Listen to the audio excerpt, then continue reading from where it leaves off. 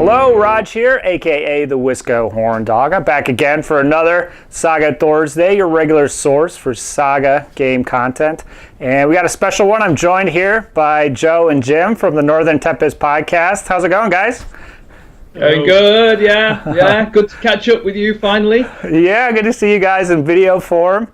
Looking sharp, a couple sharp-looking guys. We don't like to appear on video normally. We're audio only normally. Cool. See why now. What models are behind you there on those shelves? I like checking out your stuff here. Well, we're at Jim's house now, so it's a bit of an eclectic mix behind us, really. Saxons, Scots, War Machine Crits, Epic 40k. Oh yeah, I can see that huge Titan down there. There goes an Emperor Titan. Imperator and Emperor and a Warlord. Got Bolt Action, Battlefleet Gothic, more War Machine, some more Saga, some War Master, and all me old fantasy stuff around the other side.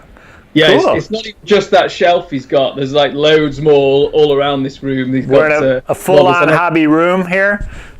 Yeah. Cool. Yeah, it's fun to see people's setup there.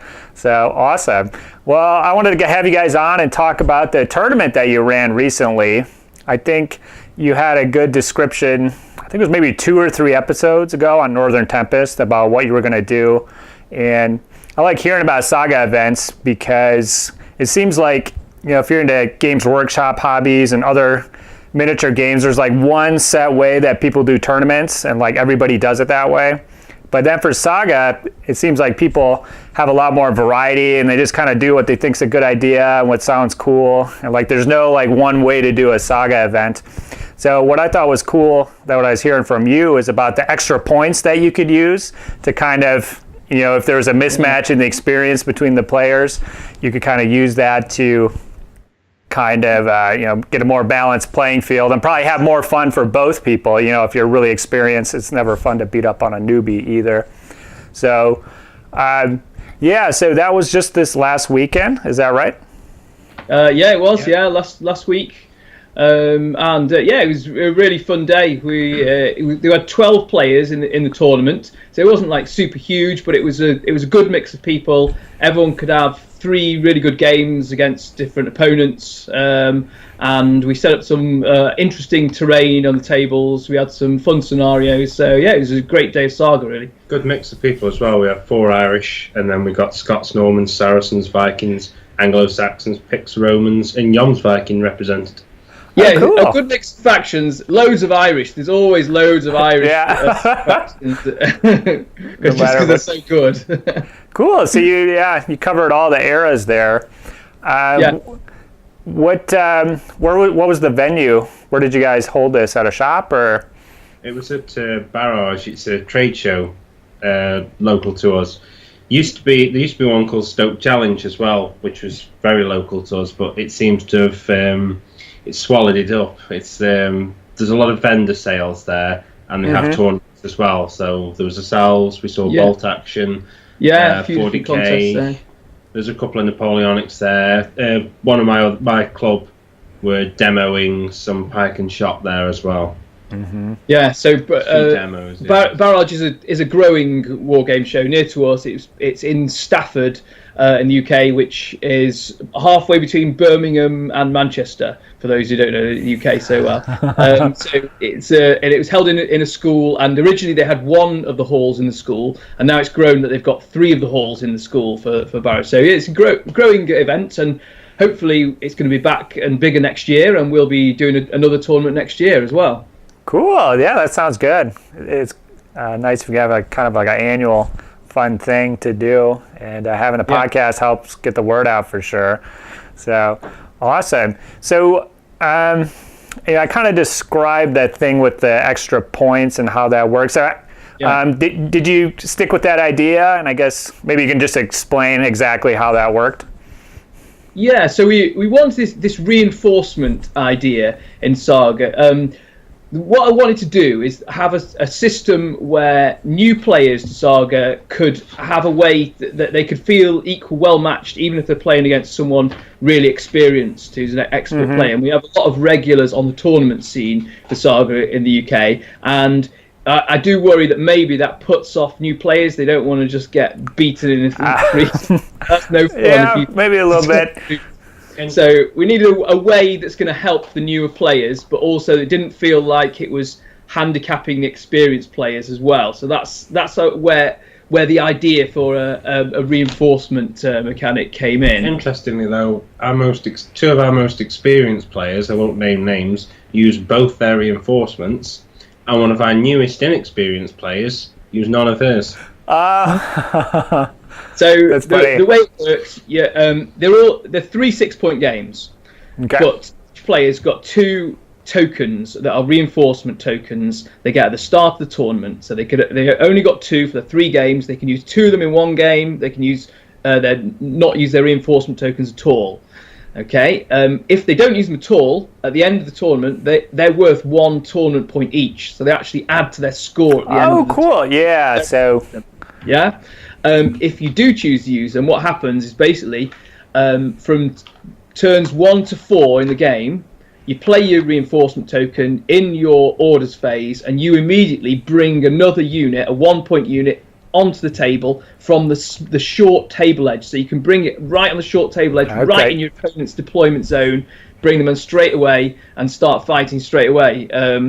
So it's the way you can bring in reinforcements. So if you feel like you're not doing well in a game, or maybe you feel like the game's going to be a draw, you give yourself an extra push, you can turn it into a win and get some extra points. You can do that. Or you could say, I'm not going to use my reinforcements, I'm going to save them to the end and get the bonus points. So you can judge it on the game and on your opponent. If you think like you're outmatched because of you're against a tough, experienced player, or maybe you're against a warband which is well suited to beat you, and then maybe what you could do is bring on your reinforcements, even both your reinforcements against one opponent. Double it up. It's a bit of a kicking, and you sort of bring in both your reinforcements in your opponent's deployment zone in turn 1 if you wanted to, and then start attacking them straight away. But of course, it doesn't guarantee you the win. You've got to still use these reinforcements well. So it was a bit of fun. Most people liked the idea. Not everyone did. Not everyone thought it worked out evenly, but it was good to try something different. And I think I would do something like that again. Maybe change the format a bit. Might have been too strong, allowing the reinforcements to come on in the opponent's deployment zone. That's pretty nasty. You know, I'm just going to bring these 4 berserkers on in your deployment zone and start killing you straight away. It's quite nasty, but that's the fun of the game, really. If you know how to use them, you can use it more effectively. Okay. What do you think? Did it work, Jim? You liked the reinforcements? I only used one of mine, but yeah, it made a big difference when they come on. No one used reinforcements against me, which was interesting. Maybe a little insulting, but yeah, not that big of a threat, apparently. Well, yeah, okay, so that's cool, because when I pictured it, I kind of thought at the start of the game you would have to decide whether you wanted to use them or not, but you could actually start playing, see how it was going, and then decide if you wanted to use it. So I think that's pretty cool. And then we staple the tokens to people's score sheet, they rip them off when they use the reinforcement. And then it must have been interesting during the game play, knowing that stuff could come on from the sides. It probably maybe changed how you're moving around or your battle plan, or if you know that just the first 4 turns was when they could order them, maybe you could go kind of easy on them, and then turn 5, we're like, okay, they're not here, then I'm really going to pound you, or something like that. So that's a cool game within a game. That little extra element, I think, is really fun. So when we were testing it, me and Chris had a few games, my Welsh versus his Scottish, and it completely changed the dynamics of the game. The battle line, if you're where the 2 meet, just completely flipped at one stage, and the emphasis went from the right hand to the left hand side of the board very quickly. Yeah, and the unit you could bring on, it had to be a 1-point unit, a standard unit from the warband, no mercenaries or anything like that. But you could bring them like a 12-man levy unit, of course, right in the corner right on the side of the board, and then with their bows, and then just start shooting the opponent straight away. Okay. So that could be nasty. Yeah, that's a really good point. It's not like this big Hearthguard block of like 12 guys that's going to appear out of nowhere.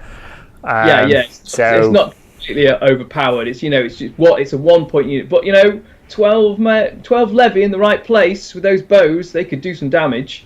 Yeah, I mean, you didn't have to use all your saga, your uncommons and your rares to get them all the way across the board. You just show up and just start plugging. So cool. Well, what scenarios did you guys choose then? That I guess you kind of had to keep this in mind that you could bring these guys on. So probably not the Ford scenario necessarily. No, it was not the Ford one. That would have been a bit too easy. Just bring them on the other side, on the other side of the river. No, all three scenarios were victory point scenarios. The first one was the standard Champions of God. It's just a standard, start on your own table edge, and you've got it's all down to standard victory points, slaughtering victory points. That is, whoever gets the most wins. Yeah, or rather, you've got to beat your opponent by 3 slaughtering victory points to win. If you only beat them by 1 or 2, it's a draw. So that one's quite straightforward. Then we did the battle around the campfire from the Etius and Arthur book. Cool. Yeah, I like that one. I think that's a cool scenario. It's crazy because, of course, all your units are spread out all over the table. Yeah, they're just mixed up. And I mean, so for some factions that's better than others. If you're Viking, you start that way, you love it. You can get stuck in straight away, start battering people. But if you're used to a faction that's good at running away and wants to evade, it's not so comfortable that starting your enemy. Yeah, which is interesting because I got Joe on that round. Yeah, we did. We played. I had Romans and you had Picts. So and it was all our units scattered around. But in practice, you don't really want your units scattered right out on their own because they're just going to get attacked and killed. You want to try and keep units quite close together, but you're still near your opponent. Enjoy that scenario. Yeah, it's a good one. Unusual setup that you could be anywhere on the table. Yeah. And then the third scenario was one we'd made up. It's sort of inspired by the Northern Tempest ability on the Yoms Vikings board, because that's what we called our podcast after. We thought we'll have a sort of a scenario based around that. And the idea is there's it's again just won by slaughtering victory points. Standard setup, a bit like Champions of God, but there are 3 sacred points on the battlefield, 3 objectives on the battlefield. If on the start of your turn you have captured these objectives, you've got models on these objectives, then your opponent must remove 1 model from their warband at the start of your turn for each one of the objectives you've captured. So effectively, if you've got all 3 of these captured, your opponents, they've got to take 3 off, just like Northern Tempest. Just like the ability. So you're actually fighting for slaughtering victory points, but it's just an added extra bit of interest to the game. You can add these objectives, you can try and capture the objectives. You could ignore the objectives completely and just try and shoot your opponent and win. You don't have to capture them, but it provides a bit of focus, a bit of something to entice those certain warbands to come in if they choose to, but they could, if they like what they're doing, they can soak up those casualties. Cool. Yeah, that sounds pretty fun. I think with the reinforcements for that last one, were they the points just in the middle, like evenly spaced, or was there one like on your side and one on their side, kind of like more like sacred ground? So they're in the centre line of the table, equal distance between each of the long table edges. And they were placed about 6 inches from the edge of the table. So you could bring a reinforcement on the edge. You wouldn't be on it immediately, but then you could move and go onto it. So that's what I did in my game. I brought a 12-man levy unit onto the edge of the table and then moved them, and then they'd capture the objective in turn 1 with the reinforcement. So my opponent found it very tough to sort of dislodge me from that point. But he did the same thing. He brought on one of his reinforcements on the other table edge to try and attack the other objective as well. So both players could try and do that. It's a bit of fun, that capturing objectives. Some people said that actually they would have been better off just ignoring the objectives and just fighting their opponent. They're almost a distraction. Oh, right, yeah. Might have been better just fighting your opponent and forgetting about them. So there's different ways to play it. So nice idea for a scenario that we'll try again. Give the combat armies a nice way to deal with the Irish and the. In my game, I got drawn against the Anglo-Saxons, and he just no-surrendered right onto all the objectives first turn. Boom, boom. Don't really engage that well, although my Atakotai buzzsaws just go through everything. Yeah, your naked warriors of death. Yeah, they're fun. Yeah, you tried a unit of Atakotai warriors in a picked warband yet? No, I haven't. You play them, Rodge. You're gonna love them. You'll love them. Okay. Can deliver them really well. These 8 naked dudes, just psychopaths in the melee. They're brilliant. Chopping things up. Awesome. Cool. So, how did it end up? Who took home the overall title there? Every player, by the way, we got a lot of surprise support. They all got a Viking miniature.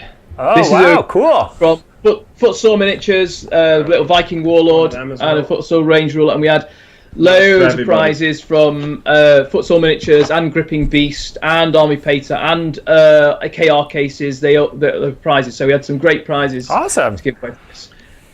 Yes, but the top 5. You want to go from the top or from reverse order? Yeah, however you want to do it. 5th, Tracy. She got Normans, and she finished on 12 points. Joe finished 4th with Romans on 13. My Romans, defending the Empire. Tied with Andy Smith, also on 13th, but we did a strength of schedule. Sure. Yeah, that makes sense. For a tiebreaker, which only came in for Joe and Andy, but Andy had 2 harder games. He got a strength of schedule of 17 compared to Joe's 14, so he just picked him. Andy's with Irish in his 3rd. Alan Ainsworth, Chris's dad, he was in 2nd with his Irish on 14 points. And then Mr. Lyons with Saracens. Wow. Yeah, so not unexpected. Andy, who's obviously just a superb Saga player, he won this tournament again with Saracens, and I think this is the first time a Saracens warband has won a tournament in the UK. They haven't done very well before, so... No, he took them to Chris Churchill's event a while ago and struggled with them there, but he's come back fighting and he's managed to take this one out. Yeah. So good to see a different warband winning the tournament. You know, we like to have a bit of variety. So good to see Irish not winning. Which came second and third. Do you know if Andy used his reinforcements or if he held them to get the extra points in the end? He did use both his reinforcements. Yeah. Cool. Chris finished 9th as well.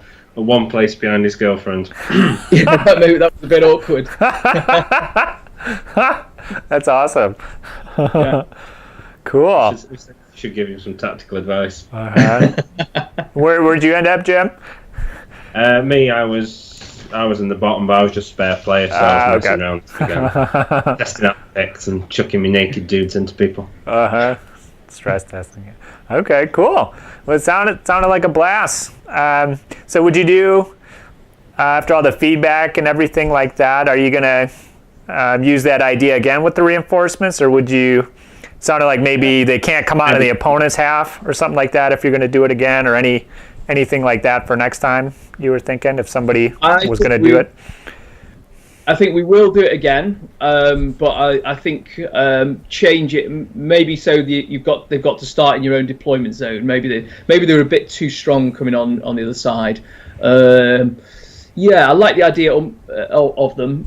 Maybe we could also say that you can only bring on 1 reinforcement in a game. You can't bring 2 reinforcements against the same enemy. That's a bit too harsh. It could be an 8-point force against your opponent's 6-point force. Yeah. It's a time tactic though. I mean, you look at the Vikings, they did it at Nottingham, they did it a few times. Anybody watching Last Kingdom, that's how they did it in the start. Forces aren't balanced in real war, are they? No. That's true, yeah. If you've got a fair fight, you're doing it wrong. Okay, cool. Yeah, it sounded like a blast. Thanks for coming on and chatting about it, and I'd definitely like to have you guys on again sometime, chatting about something else perhaps, but Cool. Yeah, we guys run the Northern Tempest podcast, so I'm sure everybody is aware of that, but I will definitely throw another link below, and I listen every time it comes out. You chat with people from my neck of the woods, so it's fun hearing Monty and Eric and stuff on there. And I like your reviews and stuff, throwing in the special characters. That's one thing that I never think about or address in mine, so I think that's cool that you guys go over those in your reviews. But yeah, you guys are doing a good job, and keep it up. And hopefully I'll make it on to Northern Tempest sometime here, perhaps. Yeah, definitely. Okay, cool. Well, thanks for coming on. I'll chat with you guys real soon. Cool. See you now, Rodge. Bye-bye. See ya. Saga.